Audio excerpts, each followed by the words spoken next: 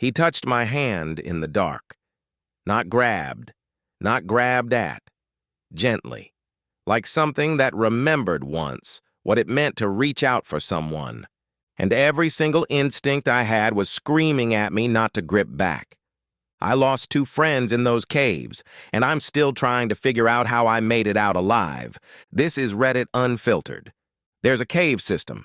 I won't name it precisely, but locals know it. They've known it for generations, and the first thing they'll tell you is to stay away. The second thing they'll tell you is the legend. Complete the walk enough times, and you get a boon, an answer, a wish, something within reason. No miracles, no bringing the dead back. Just something ancient in those caves acknowledging that you survived long enough to deserve it. They call it the Wanderer, and nobody knows exactly how many times you have to complete the walk before it grants you anything. But 9 keeps coming up in the folklore. 9 is the number the old accounts keep circling back to. Nobody has ever reached 9. I've done it 6 times. My friend, the researcher, the one who understood the Wanderer better than anyone alive, got to 4 before the caves took him.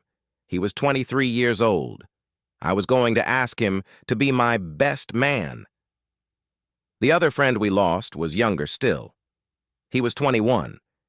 He walked in there thinking he had it all figured out because he read the wrong guides. There are guides out there that get people killed, and I'm not going to let that keep happening. Here's what those guides always get catastrophically wrong. They treat the rules like a checklist, something to scroll past while holding a flashlight in the other hand. And the Wanderer has been walking those tunnels since before anyone's grandparents were born. It doesn't care about your checklist. Rule 1. Go in during the morning. Early morning if you can. You want daylight at the entrance for as long as possible on the way out. Night is not your friend in those caves. That sounds simple enough. And people still ignore it. Rule 2. Go in alone. I know how that sounds, but safety in numbers doesn't exist down there. More people means more noise. More noise means more curiosity from the thing in the dark. Rule 3. Bring at least 2 lanterns. Old flame-wick lanterns if you can get them. No flashlights. The Wanderer doesn't like flashlights. Nobody knows why. Nobody has survived long enough to find out. Rule 4. If your light goes out, stop. Don't take a single step. Relight it. Every single time. Without exception. And here's where it starts getting real. Because your light will go out. It always does. Every run, without fail, something down there snuffs it. And that moment, the moment of pure black before you get it back, that is when you feel it. Rule 5. If the temperature drops and your lantern dims, it's not nearby. It's not in the next tunnel over. It's there, right there, in the same space as you. That's not a yellow light. That is a hard red one. Rule 6. If you hear footsteps that aren't yours, get your back against the wall and your eyes on the ground. Do not look at it. A friend of mine looked once. Just a glimpse. She described it as something pale, almost shaped like a face. But with something across it she couldn't explain. She still sleeps with a light on. Rule 7. If the footsteps stop and the cold stays, don't speak. Not a single word. Not even to yourself. Not even a whisper.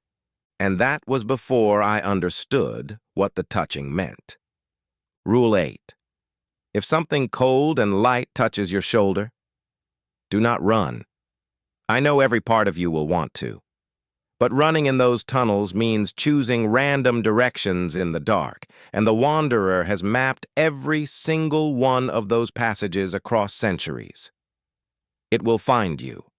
Squat down. Make yourself small. Wait.